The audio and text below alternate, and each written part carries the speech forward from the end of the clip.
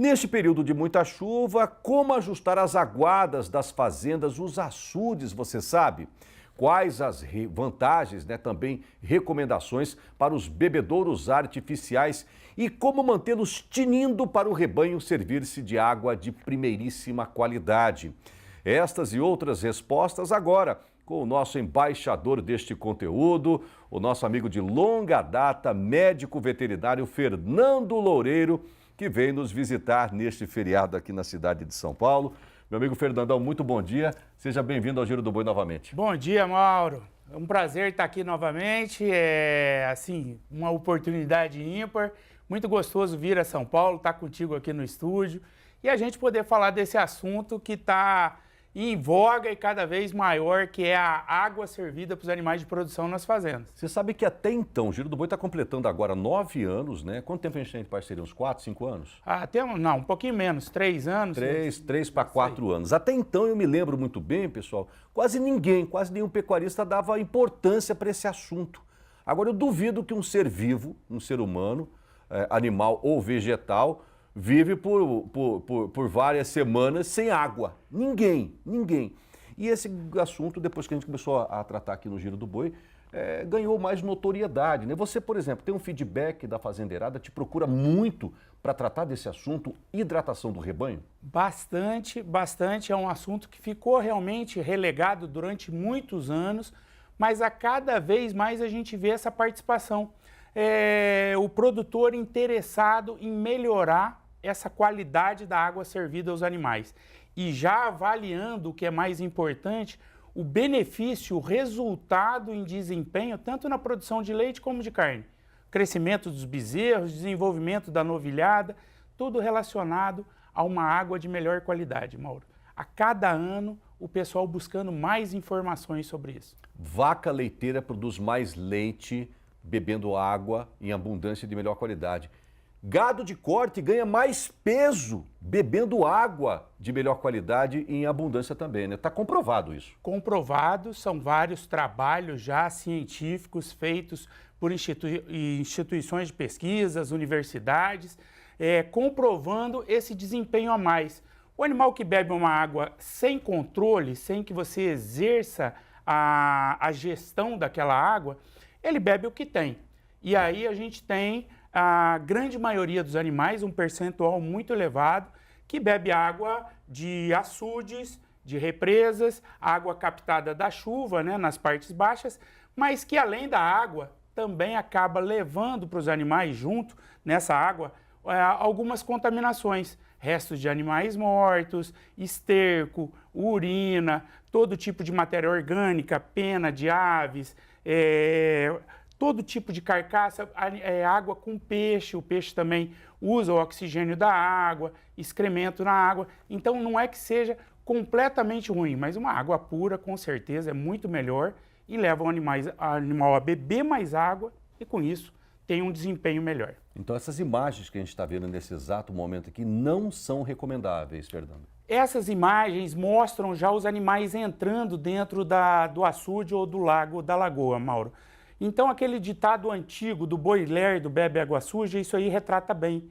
Olha lá, o animal entra e conforme ele vai entrando para beber a água da superfície, ele vai revolvendo o fundo, ele levanta o lodo, o barro do fundo e junto esterco, junto todo tipo de resto de matéria orgânica, de folha em decomposição e ali acaba sendo o substrato, o meio onde se disseminam bactérias e protozoários, que podem vir a causar danos gastrointestinais, prejuízo aos animais. E doenças, enfermidades de tudo quanto é tipo, né? Problemas de reprodução, problemas de crescimento, botulismo que chega a matar o animal, você como médico veterinário sabe muito bem disso, né? O botulismo, uma das causas aí. O botulismo é uma das doenças assim que trazem maiores prejuízos e qualquer animal, não só os bovinos, mas animais silvestres, tatu, aves, qualquer animal que morreu para cima, a enxurrada, a chuva carrega esses ossos para dentro desse açude, para dentro desse lago. E aí pode estar contaminando os animais, né? Bom, então nós estamos no momento onde está chovendo muito no Brasil, ou seja, esses açudes das fazendas que... Você tem um percentual de fazendas que usam açude e bebedouro artificial? Mais ou menos uma Hoje ideia? a gente teria, do volume total de animais bovinos do Brasil em produção, de norte a sul, em todos os estados, acredita-se que 5% só desses animais bebam em bebedouros artificiais. 95% são bebedouros naturais, açudes, represas, rios e afins. Olha, isso é muito grave essa informação, pessoal. 95% das fazendas de gado do Brasil utilizam esse fornecimento de água através de açude, rio, lago, córrego, e é onde exatamente o pessoal pode encontrar mais problemas de ordem sanitária, né, que impacta diretamente no desenvolvimento, na saúde do gado, e apenas 5%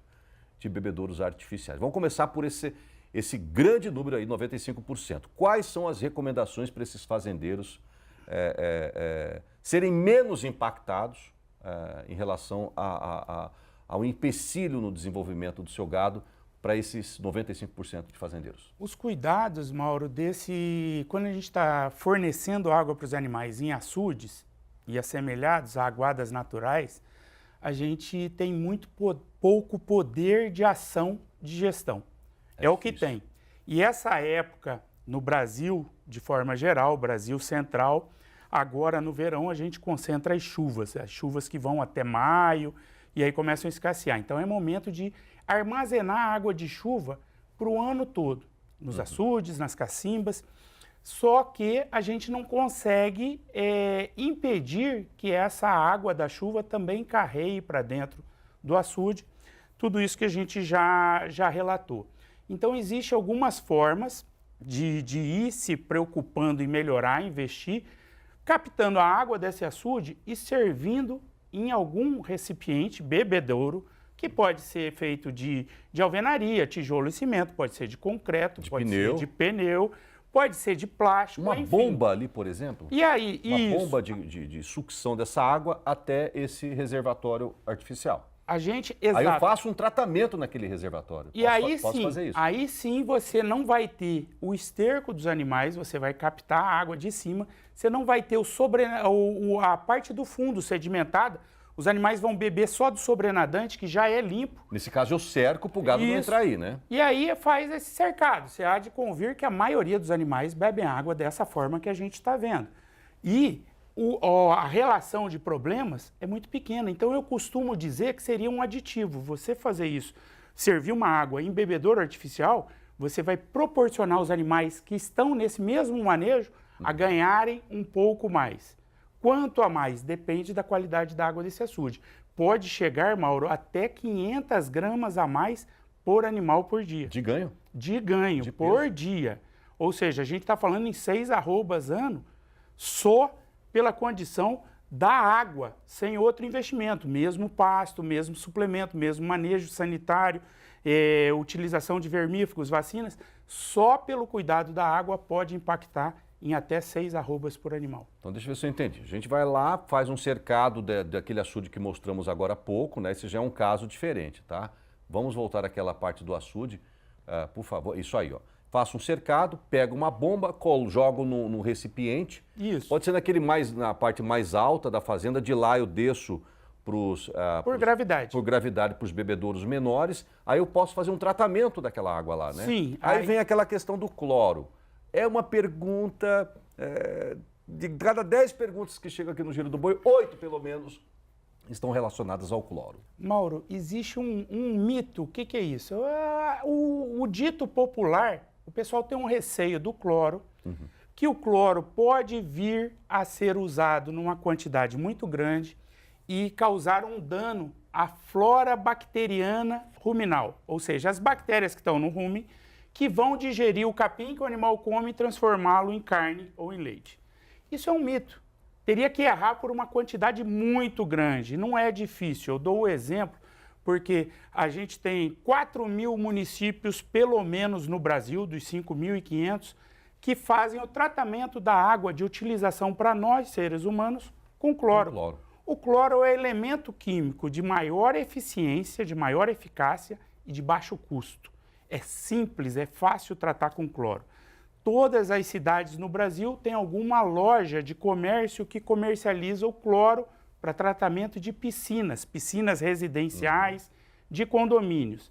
E se a gente tem crianças que podem tomar banho nessa piscina, ou seja, no final de semana, eu levo lá no churrasquinho, o meu sobrinho convidado pode ir na piscina. Criança acaba invariavelmente bebendo a água da piscina. Não oferece um risco grande. Se fosse ruim, é claro, não existiria. Não oferece um risco grande. Pro boi não é. O risco grande é se errar e botar uma quantidade excessiva de cloro que os bovinos... Ou insuficiente. Insuficiente só não teria efeito, mas não causaria nenhum dano de intoxicação. O excesso, que é o medo do pessoal, então o cloro é extremamente seguro, pode e deve ser utilizado. Que proporção? De 2 a 5 ppm. O que é ppm? É parte por milhão. Então é gramas do cloro ativo, e na embalagem do produto vai ter 2 gramas para cada 1.000 litros de água. É muito pouco cloro, cada 1.000 litros. Não vai deixar cheiro se eu errar uma quantidade. Por exemplo, eu errei e botei 200 gramas, é 100 vezes a mais. O cheiro dessa água com o cloro, o animal vai refugar. Ele vai chegar a cheirar e não vai beber. O cara vai ver que ele errou. Se ele estiver morrendo de sede, ele bebe. E outra coisa que a gente tem que explicar, teriam os químicos e tal, o pessoal de piscina, saber que a ação do elemento cloro, ele age primeiro de tudo, o cloro vai inativar toda a matéria orgânica, ele se liga com os compostos nitrogenados. O que quer dizer isso? Tudo aquele nitrogênio que está de folhas de árvores, de resto de farelo do proteinado, da ração, milho e tal, o cloro se liga e depois ele tem a ação, depois de tudo isso ele tem a ação dele germicida. Ele acaba ligando na parede celular das bactérias e protozoários e inativando, matando os mesmos.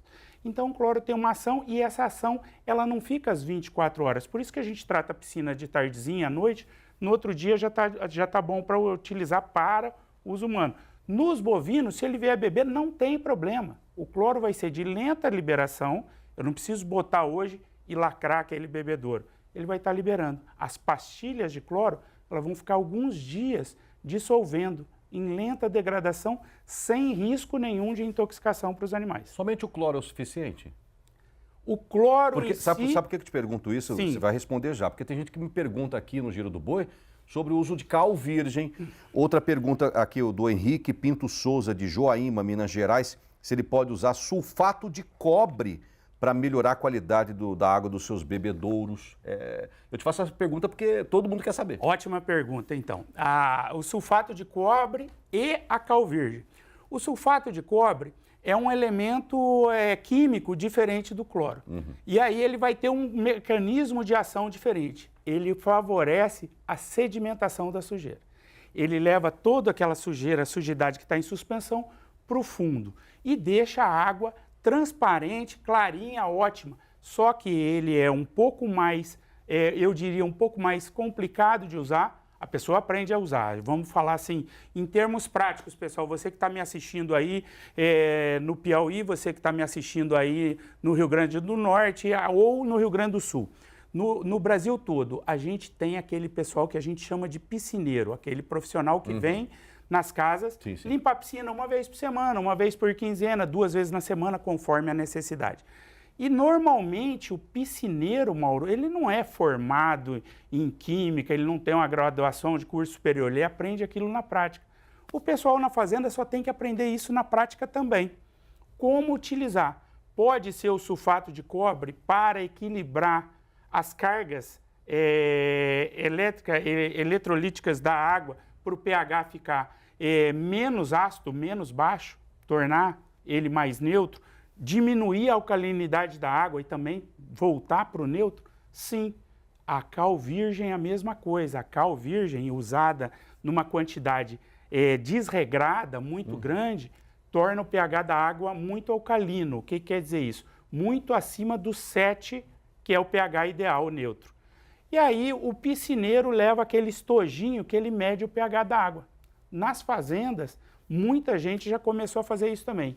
Mensurar o pH da água, tem pHmetro digital, Tem o simples com as gotinhas e tem aquele estojinho que o piscineiro leva. Uma vez por semana, avaliar o pH, bem bacana, bem simples de fazer. As pessoas todas que estiverem aqui conosco assistindo podem me procurar no particular, chamar por e-mail, por WhatsApp. A gente podendo, a gente passa um pouco de orientação nisso. Tem bastante faculdade já orientando os professores. Pois é, você anda dando palestra e aulas nas faculdades do Brasil inteiro, a consultoria, muito bacana esse trabalho dele mesmo. Lá ficou, o meu amigo Fernando ficou famoso no Brasil inteiro por levantar essa bandeira que até então ninguém levantava. Agora está aparecendo um ou outro, é verdade, mas há muito tempo essa é uma... Alguém precisava levantar e bater duro em cima dessa tecla, né? E ele, inclusive, ele montou um relatório, né, de medidor. É uma ficha. É uma ficha técnica para você acompanhar, anotar e no final das contas, no final do mês, você vai ter um apanhado, um balanço, se você está indo bem ou não no fornecimento de água de qualidade para o seu rebanho. O Flávio de Almeida, de Iguaraci, Pernambuco, você acabou de falar dos estados do Nordeste, ele, infelizmente, lá, o sonho dele é ter bebedouro artificial, pilheta, cimento, pneu, mas, infelizmente, no Nordeste a gente sabe, na época da seca, acaba a água, os açudes, até os açudes secam também, e ele quer saber o que ele deve fazer a respeito disso, como que ele estoca a água, se essa água pode permanecer por um bom tempo na fazenda dele e qual que é o consumo de uma vaca aerada aí de 9 anos, que ainda emprenha bem, é a sua matriz, a sua base de matrizes para consumo diário. Perfeito. Flávio, vamos começar de trás para frente com a vaca. A vaca de 9 anos, já aerada, a vaca vai ser produtiva até 15, até 17 anos, se Deus quiser, vai bem.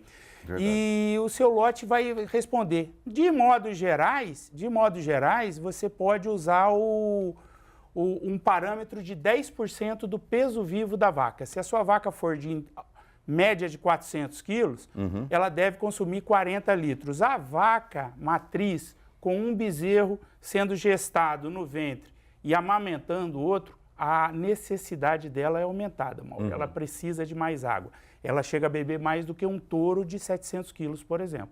Porque ela está alimentando, produzindo leite, 87% do leite é água, e ela está gestando. Mas o importante, você armazenar essa água, de modo geral, é na sua estação de chuvas aí na sua propriedade em Pernambuco.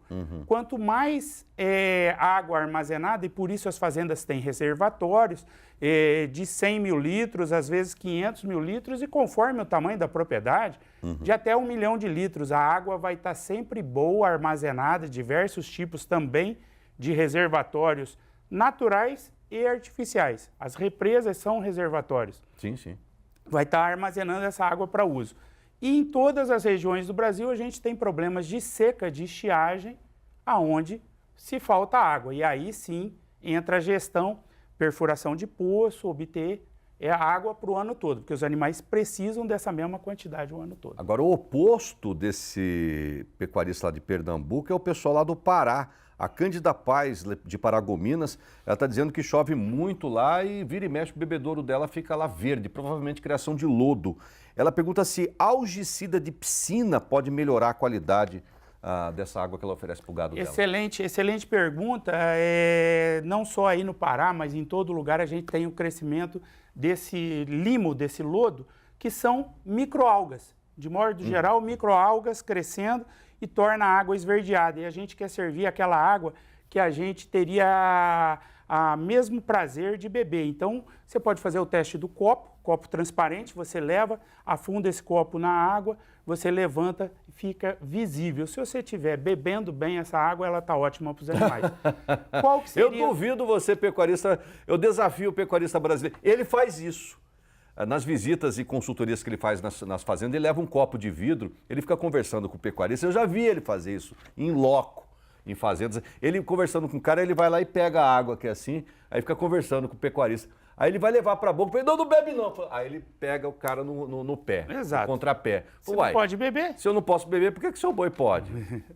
Boa essa. Eu desafio você, pecuarista, a fazer a mesma coisa. Beber a água que o seu boi bebe. Mas respondendo a ela, o algicida de piscina funciona muito bem. O algicida controla o crescimento das algas, né? E tem um produto comercial de mais de uma marca, que é o 10 em 1, que ele já vem com a dosagem de cloro, de algicida, de decantador que leva, e pode ser usado o mesmo tratamento da piscina no bebedouro, sem grandes mistérios, seguindo a orientação do fabricante. Está no rótulo do produto, Mauro. Maravilha. Essa resposta dele serve também, essa anterior, lá para o Jairo Conceição de Altamira. Um abraço para os amigos de Altamira, também no Pará, perguntando se touro bebe mais que vaca, que novilha. Na verdade, qual que é a média geral? Tem uma regra para isso, né? Vamos trabalhar de modo geral, quanto o animal bebe água? Entre 30 e 40 litros. 30 e 40 litros por dia. Como eu disse, 10% do peso vivo. Então, uma bezerrada de 180 quilos, 18 litros. Entendi. Um touro, uma torama de vários touros, 700 quilos, 70 litros. É a média E diária. a vaca de produção bebe mais. Então, uma vaca girolanda de 25 litros, ela bebe mais do que um touro. Ela bebe em torno de 100 litros de água por dia. E a principal variação, a água é um termorregulador, o animal usa para combater o calor que ele está sentindo. Então, em dias mais quentes, os animais com o mesmo peso, o mesmo lote, vão beber muito mais água. Nesse verão nosso de Brasil Central, tem dias de 29, 30 graus, assim ainda menos gostoso, mas em todas as regiões tem dias de 37 graus, como um amigo relatou que estava semana passada em Bagé. 37 graus e seco. E me falaram que Dom Pedrito, Bagé, está tendo racionamento de água. Olha só que perigo. A gente não pode apostar, achar que vai acontecer isso. A gente tem que se precaver sempre. Temos que ter um reservatório, temos que ter um poço. Está tendo racionamento de água para o ser humano no pessoal lá do extremo sul do Brasil, Bagé, Dom Pedrito, aquela região lá complicado. Última pergunta que eu sei que o meu amigo Fernando e a patroa precisam visitar o filhão. Aliás, parabéns para o filhão. Qual é o nome dele? João Bruno. João Bruno, passou no ITA, uma das faculdades mais aí, os ensinos superiores mais requisitados aí do Brasil. Parabéns aí pro filhão e parabéns você a patroa lá. Última pergunta e é sobre a área dele, tá? Cadê? O Bruno Santos, da região metropolitana de Teresina, no Piauí. Lá faz muito calor e eu sei, eu sou testemunha, né? Quanto tempo dura um tanque de pneu que a gente usa para reservatório de gado? É a área dele, através do Rubertanque. Olha as imagens aí, ó. Mais de 5 anos, tem tamanho único, como é que funciona? Explicando pro pessoal, isso aí você sabe muito bem, Fernando. Ô Mauro, esses bebedouros a gente traz e faz de pneu para aproveitar aqueles pneus descartados já. Então todos os pneus podem ser usados. O pneu é inerte, ele não solta nenhum resíduo na água que possa impactar na sanidade dos animais. E ele pode ser usado, a grande vantagem é por anos a fio, isso aí não acaba. O cara perguntou 5 anos? Não, 5 100, anos, 200. 50 anos, 100 anos, 200 anos, porque ele não acaba, ele não racha, ele não trinca, um trator passando em cima não quebra. Porque tem uns amigos que tiveram problemas com essas manilhas, as coisas de cimento. Muito calor racha aquilo. Tem o desgaste natural e a alteração climática pode levar a apresentar rachaduras. A borracha tem essa vantagem, ela é um isolante térmico. Então, tanto ela serve para um clima extremamente frio do hemisfério norte, que nós não temos no Brasil, problema de congelamento de água, mas serve também para a nossa realidade de extremo calor. Ele mantém a água um pouco mais fresca em relação a outras pilhetas.